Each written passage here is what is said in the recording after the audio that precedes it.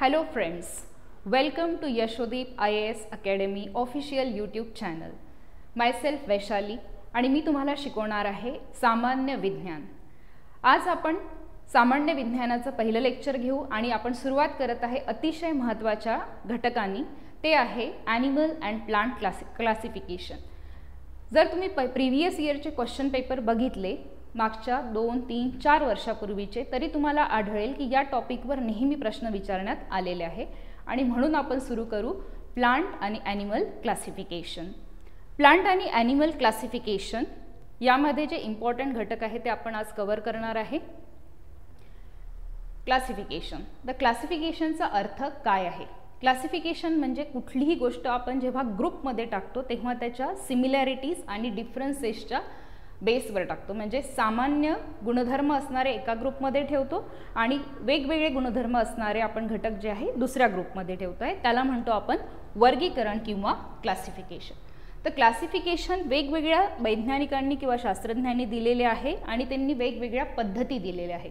तर त्यामधल्या मुख्य 3 पद्धती आहे: कृत्रिम पद्धत, नैसर्गिक पद्धत आणि फायलोजेनिक पद्धत.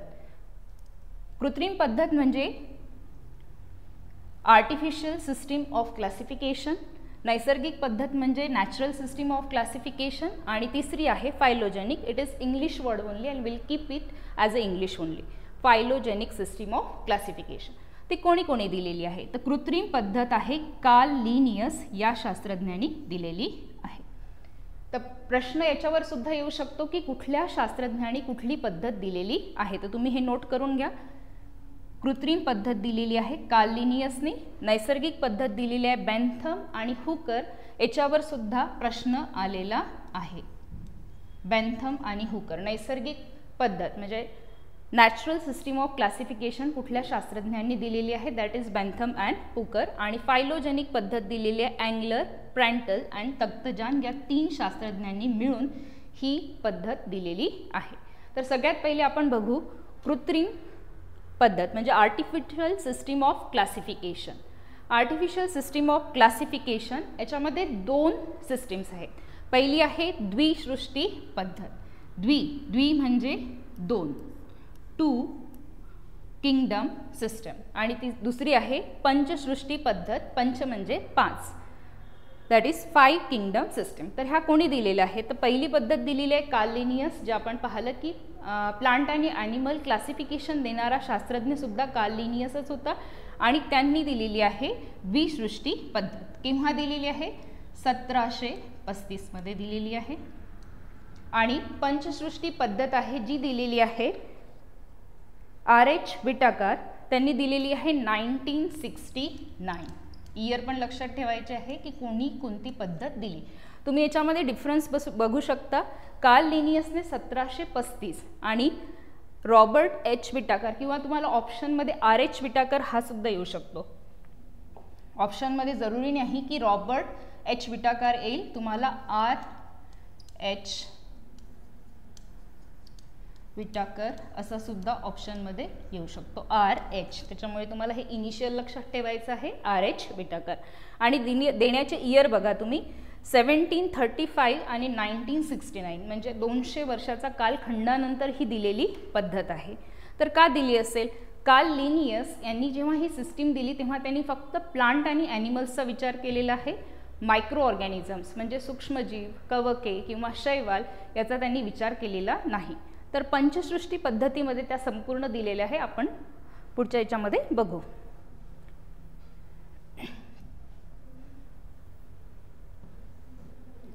द्विसृष्टी पद्धत. तर द्विसृष्टी पद्धत ही कार्ल लिनियसने दिलेली आहे आणि ही द्विसृष्टी पद्धत देताना ॲनिमल्स किंवा प्लांट्स यांना छोट्या छोट्या गटांमध्ये विभाजित केलेलं आहे. These are classified into this groups. तर हे ग्रुप कशासाठी दिलेले आहे? हे नॉन सायन्स बॅकग्राऊंडवाल्यांना खूप कठीण आहे समजणे की kingdom, phylum, class, order, family, genus, species हे काय आहे. तर आपण सिंपल समजण्यासाठी एक उदाहरण घेऊया. जर तुम्ही कुठल्या फॉरेन कंट्रीमध्ये गेले तर तुम्ही ओळखल्या जाल ॲज ॲन इंडियन. ओके, तुम्हाला कोणीही काय म्हणेल की तुम्ही एक भारतीय आहात. ओके, तेवढी आयडेंटिटी तुमची सफिशियंट आहे. तर कुठलाही ॲनिमल हा ॲनिमल आहे किंवा प्लांट आहे हे समजण्यासाठी किंगडम आहे. त्याच्यानंतर जर तुम्ही आले आणि तुम्हाला विचारलं कुठल्या स्टेटमध्ये, तर तुम्ही सांगाल we belong to state Maharashtra. Okay, Maharashtra. नंतर महाराष्ट्रामधून तुम्ही कुठे, तर महाराष्ट्रामधून तुम्ही आहे अमरावती सिटीमधले. ठीक आहे, तर हे काय स्मॉलर होत चाललेलं आहे. तुमचा ग्रुप जो होता आहे ओळख, तर ही छोटी छोटी होत चालली. आता तुम्ही अमरावती म्हटलं तर स्पेसिफाय झालं की तुम्ही या सिटीला बिलॉंग करता. नंतर तुमचा एरिया आणि नंतर तुमचं सरनेम. पण सरनेमही माहीत असून चालणार नाही, कारण एका फॅमिलीमध्ये बरेच लोक असतात, तर तुम्हाला त्या फॅमिली मेंबरचं स्पेसिफिक नाव माहिती पाहिजे. तर that name is of species, म्हणजे त्या जातीचं नाव. ठीक आहे, तर अशा प्रकारचं आपण स्मॉल, याच्यावरून तुम्हाला लक्षात येईल की हे काय आहे, major group to minor group. तर याला लक्षात कसं ठेवायचं, तर लक्षात ठेवण्यासाठी आपल्याला काही पद्धत नाही आहे, फक्त आपल्याला याचे इनिशियल्स लक्षात ठेवायचे. कारण प्रश्न विचारताना याची ऑर्डर तुम्हाला लिहायची असते की विच इज करेक्ट ऑर्डर. तर किंगडम, तर सगळ्यात पहिले आहे के, नंतर P, C, O, F, G and S. तर अशा प्रकारे तुम्ही लक्षात ठेवू शकता. मराठीमध्ये जर बघायचं तर सृष्टी, संघ, वर्ग, गण, कुल, प्रजाती, जाती. पण लक्षात ठेवण्यासाठी तुम्ही इनिशियलच घ्यायला पाहिजे. नंतर ही झाली ॲनिमलची हायरआर्की. ओके, याला क्लासिफाय करण्याची ही पद्धत आहे. सगळ्यात शेवटी येईल स्पीसीज आणि जीनस. ॲनिमल, आता ॲनिमलचं झालं, आपण प्लांट्सचं बघू. प्लांट्सचं क्लासिफिकेशन करताना हीच पद्धत वापरल्या जाते, फक्त किंगडमच्या नंतर सब किंगडम येणार, किंगडमच्या नंतर येईल सब किंगडम, आणि फायलमच्या ऐवजी येणार डिव्हिजन. एक ॲडिशन झालेला आहे आणि एक रिप्लेसमेंट झालेला आहे. फायलमच्या जागी डिव्हिजन हा शब्द म्हणजेच विभाग,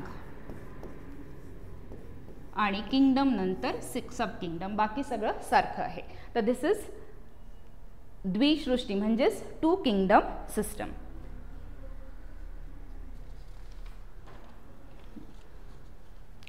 नंतर आपण बघू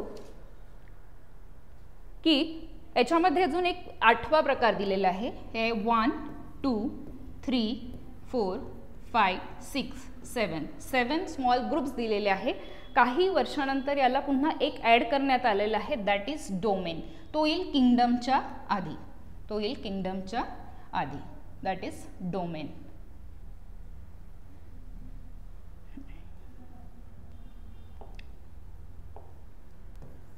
डोमेन म्हणजेच श्रेणी. ओके, तर हा 8वा प्रकार आहे. स्मॉल ग्रुप आहे, पण तो येईल बिफोर किंगडम. आता आपण बघू की कुठल्याही प्लांट्स आणि ॲनिमल्सचं जे नेमिंग सिस्टीम असते, त्या नेमिंग सिस्टीमला आपण म्हणतो बायनॉमियल नॉमेनक्लेचर. जसे आपले सगळ्यांचे नावं ठेवण्यात येतात, बायनॉमियल नॉमेनक्लेचर. जेव्हा कुठल्याही समजा आपण ह्युमन्स आहे, तर आपला जन्म झाल्यानंतर एक नेमिंग सिस्टीम, बारसं आपण त्याला म्हणतो. तर असं प्लांट्स आणि ॲनिमल्सचं नेमिंग सिस्टीम असतं, त्या नेमिंग सिस्टीमला म्हणतात बायनॉमियल नॉमेनक्लेचर. बाय म्हणजे दोन, द्विनाम पद्धती. तर याला कोणी केलेलं आहे, तर याचाही जनक आहे कार्ल लिनियस आहे, आणि हा दिलेला आहे त्यांनी सेम इयर आपण बघितलं होतं, इथे चुकीचं झालेलं आहे 1735. ओके, त्यांनी हे पब्लिश केलं होतं एका बुकमध्ये. त्या बुकचं नाव आहे स्पीसीज प्लॅन्टरम. बायनॉमियल नॉमेनक्लेचर जी पद्धत त्यांनी दिली, तर कुठल्या पुस्तकात त्यांनी पब्लिश केली होती ही स्पीसीज प्लॅन्टरम. आणि याला म्हणतात सायंटिफिक नेम, शास्त्रीय नाव. आता आपण जसं शास्त्रीय नाव जरा डिफिकल्टच असतात. प्रत्येक देशाची भाषा वेगवेगळी आहे. आपण इथे मँगोला मँगो म्हणत असू, दुसरा कुठला आंबा म्हणत असेल, हिंदीमध्ये आम म्हणतात किंवा इंग्लिशमध्ये अल्फॅन्झो म्हणतात. तर याला एक नाव शास्त्रज्ञांनी दिले to study it properly, that is Mangifera indica. म्हणजे कुठल्याही शास्त्रज्ञांना जर सांगितलं की मँजिफेरा इंडिका कुठल्याही भाषेत असेल, पण त्याला शास्त्रीय नाव असतं, तर त्याच्यासाठी हे महत्त्वाचं आहे की स्टडी करताना आपल्याला कुठल्याही प्लांट्स आणि ॲनिमल्सचं नाव हे शास्त्रीय रीतीने दिलं असलं पाहिजे. तर हे नावं बायोनॉमियल. बायोनॉमियल म्हणजे काय, आपण आधीच्या स्लाईडमध्ये बघितलं होतं की जीनस अँड स्पीसीज. तर असे 2 नावं असतात त्याच्यामध्ये, जीनस आणि स्पीसीज. ओके, आता जीनस आणि स्पीसीज लिहिण्याचे सुद्धा काही रूल्स आहेत. तर ते रूल आहे, genus always starts with capital letter. याला आपण नेहमी कॅपिटल लेटरनी सुरू करतो. आणि species always starts with small alphabet. म्हणजे जोही नाम, जसं मी तुम्हाला एक उदाहरण दिलं मँजीफेरा इंडिका, तर मँजीफेराचा M कॅपिटल राहील आणि इंडिकाचा I छोटा राहील. तर प्रश्नामध्ये समजा तुम्हाला आलं की which is the correct name, तर तुम्हाला त्याचा हा रूल बघावा लागतो की कॅपिटल आणि स्मॉल लेटर्स आहेत का. दुसरा आहे रूल की या नावामध्ये मिनिमम 3 आणि 13 पर्यंत कॅरेक्टर्स असायला पाहिजे, लेटर्स असायला पाहिजे. 3 नावाच्या खाली किंवा कमी कुठलंही नाव नसायला पाहिजे. इंग्लिशचे 3 अल्फाबेट्स तरी असायला पाहिजे. तर 13 पर्यंत हा एक रूल आहे. त्याच्यानंतर आहे की कुठलंही नाव असेल तर त्याला अंडरलाईन करायचं आहे. It should be underline. जोही नाव असेल, समजा आता मी हे तुम्हाला नाव लिहित आहे, मँगोचं नाव आहे मँजीफेरा इंडिका. ओके, तर याला आपण पहिला रूल आहे कॅपिटल लेटर्सनी स्मॉल लेटरनी आणि याला अंडरलाईन केलेलं आहे. आणि त्याच्यानंतरचा रूल आहे की याचा टाईप काय असायला, font type. Font type should be bold and italics. तसं इतक्या डिटेलमध्ये प्रश्न नाहीत, पण आला तर आपल्याला माहिती पाहिजे. तर हे आहे नाव लिहिण्याचे काही rules. First name will be name of genus, second name will be name of species, जसं आपलं नाव आणि सरनेम राहतं. ओके, नंतर आहे पंचसृष्टी पद्धत.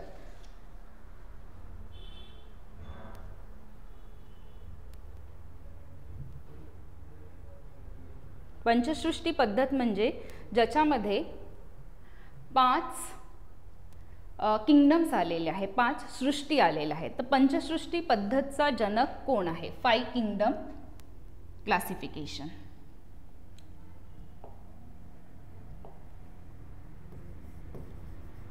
5 किंगडम सिस्टीम ऑफ क्लासिफिकेशन. तर किंवा याला आपण म्हणू पंचसृष्टी, पंचसृष्टी पद्धत. तर पंचसृष्टी पद्धत ही दिलेली आहे R.H. विटाकर, जे आपण प्रिव्हियस स्लाइडमध्ये सुद्धा बघितलेलं आहे. R.H. विटाकर, याला आपण याचा जनक सुद्धा म्हणू विटाकर. किंवा दिलेले आहे 1969. तर यांनी काय केलेलं आहे, कार्ल लिनियसच्या म्हणण्याप्रमाणे फक्त 2 किंगडम असायला पाहिजे. एक आहे प्राण्यांची आणि दुसरी आहे वनस्पतीची, प्लांट अँड ॲनिमल.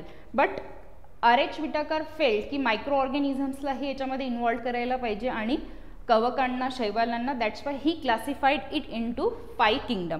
तर कुठल्या 5 किंगडम आहेत, तर 5 किंगडम आहेत.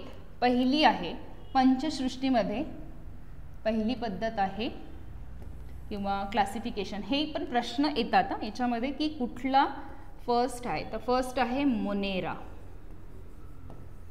पहिली किंगडम किंवा सृष्टी आहे मोनेरा.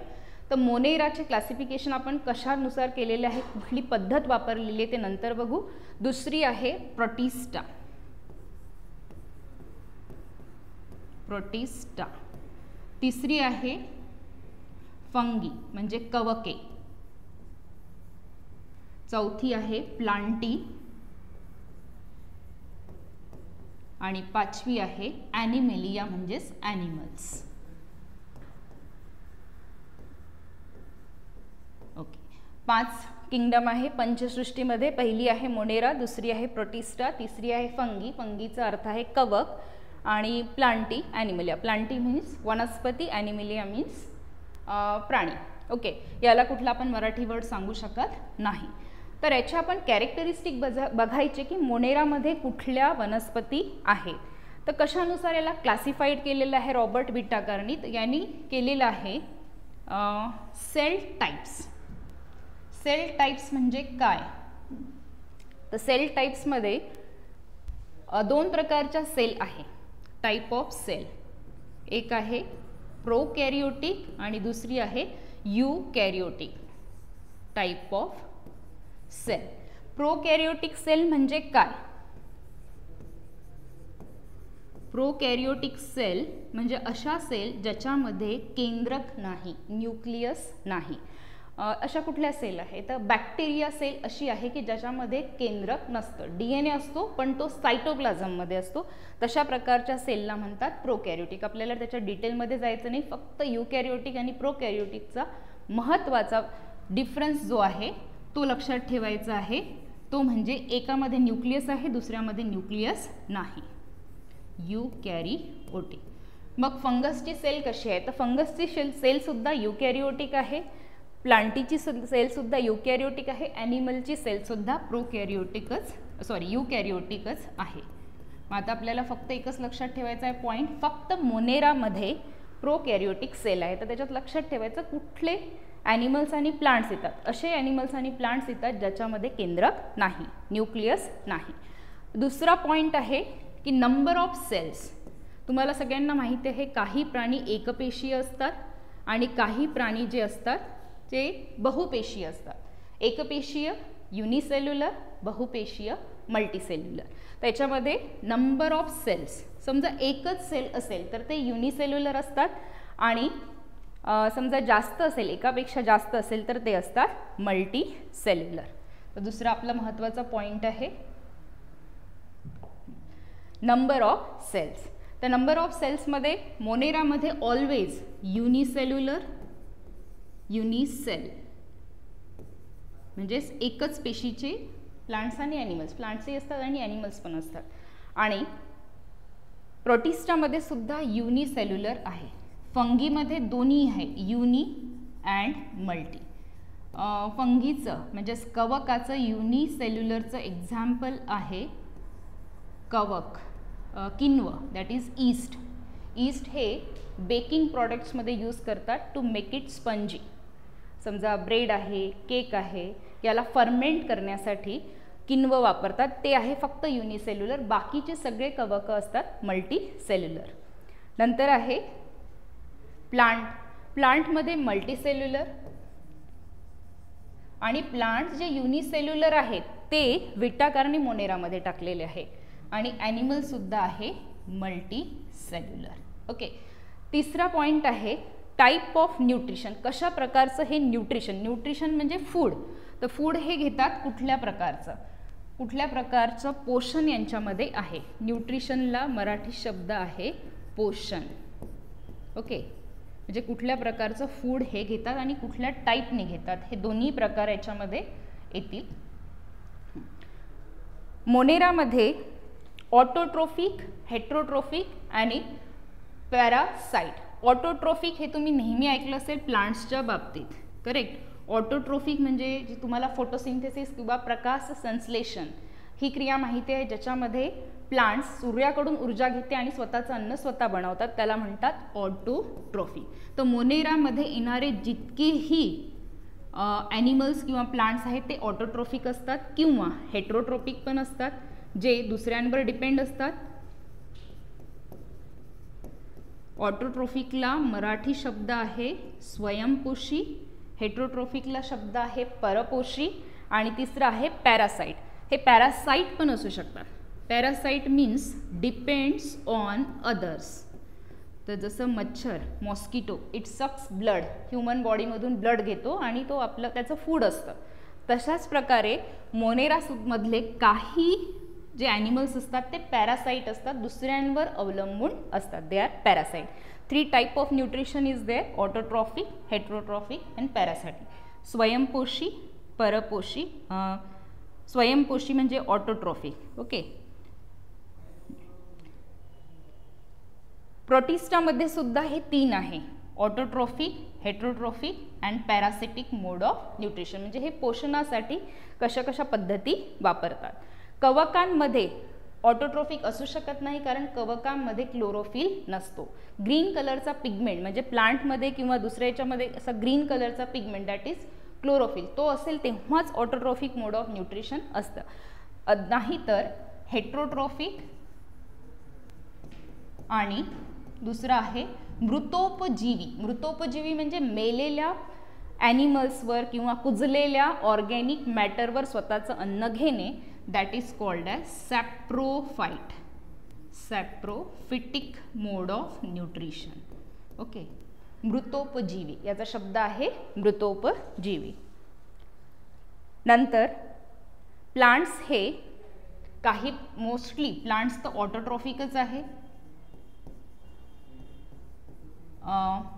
काही प्लांट्स इन्सेक्ट खातात. व्हीनस फ्लायट्रॅप आहे, ड्रॉसेरा आहे, हे इन्सेक्टला एनगल्फ करतात, पण हे प्रत्येक ठिकाणी सापडत नाही, तर त्याला कीटकभक्षी किंवा इन्सेक्टिव्हरस किंवा काही असतात जे दुसऱ्या प्लांट्सच्या आतमध्ये आपले मुळं टाकतात आणि पोषण घेतात, त्यांना म्हणतात पॅरासाइट्स.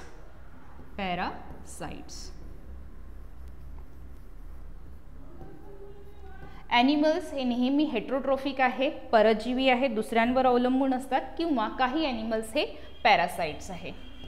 हेट्रोट्रॉफिक आणि पॅरासाइट्स. आता याच्यामध्ये तुम्हाला जर काहीही आलं 5 किंगडमच्या बद्दल तर तुमच्याजवळ बरेचसे पॉईंट्स आहे, याला तुम्ही नोट डाऊन करू शकता. टाईप ऑफ सेल्फ, मोनेरा, प्रोकॅरियोटिक, बाकीचे सगळे युकॅरियोटिक. प्रोकॅरियोटिक आणि युकॅरियोटिकचा आपण महत्त्वाचा डिफरन्स किंवा फरक बघितलेला आहे.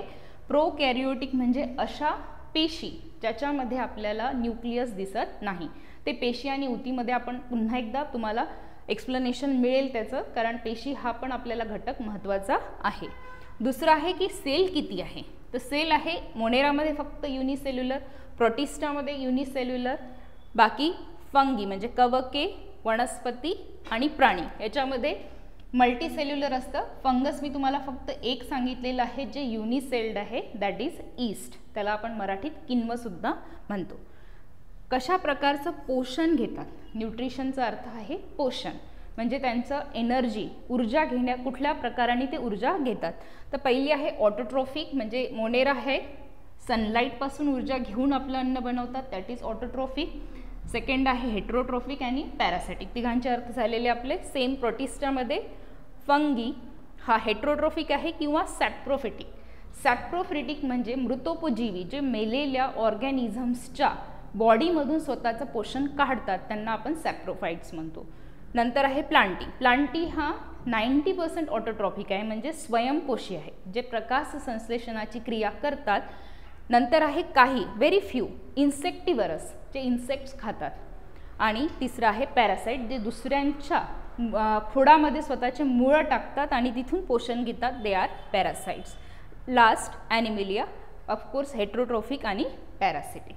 एक राहिलेले आपला पॉईंट, यांना आपण मेथडनुसार काय म्हणतो, मोड ऑफ न्यूट्रिशननुसार यांना आपण काय कॉल आउट करू. तर मोनेरा जो आहे हा आहे कन्झ्युमर, स्वतः कन्झ्युमर, दुसऱ्यांकडून अन्न हा घेतो किंवा कुठल्या दुसऱ्यांना देत नाही. प्रोटिस्टा सुद्धा आहे कन्झ्युमर, अन्न हा दुसऱ्यांकडून घेतो, किंवा हा जो फंगी आहे हा डिकम्पोजर आहे. डिकम्पोजर म्हणजे काय, तर मेलेले जितकेही प्राणी असतात, वनस्पती असतात, यांचं डिकम्पोजिशन करतो, म्हणजे विघटन करतो आणि यांना नाहीसं करून टाकतो. आणि प्लांट्सला म्हणतात प्रोड्युसर्स. काय आहे प्रोड्युसरचा अर्थ, हा सूर्यापासून एनर्जी घेणारा घटक आहे आणि दुसऱ्यांसाठी हे ऊर्जा अवेलेबल करतो. म्हणजे आपण प्लांट्सवर डिपेंड आहे, तर आपली जी ऊर्जा आहे ती फक्त प्लांट्सकडून येते, म्हणजेच ते प्रोड्युसर्स आहेत. आणि लास्ट आहे कन्झ्युमर, आणि हा आहे अपेक्स कन्झ्युमर. ओके, हे झालं आहे पंचसृष्टी पद्धती. ओके, 5 किंगडम सिस्टीम जी दिलेली आहे RH विटाकर इन 1969. याचा प्रश्न कसा येतो, एक तर हे तुम्हाला सिक्वेन्समध्ये लावायला सांगतात, मोनेरा, प्रोटिस्टा, फंगी, प्लांटी, ॲनिमिलिया, किंवा यातला कुठलाही प्रश्न की डिकम्पोजर कोण आहे किंवा पॅरासाइट्स कोण आहे हे ओळखा. त्यामुळे हा तुम्हाला टेबल डिटेलमध्ये करणं आवश्यक आहे. त्याच्यानंतरचा पॉईंट बघू आपण.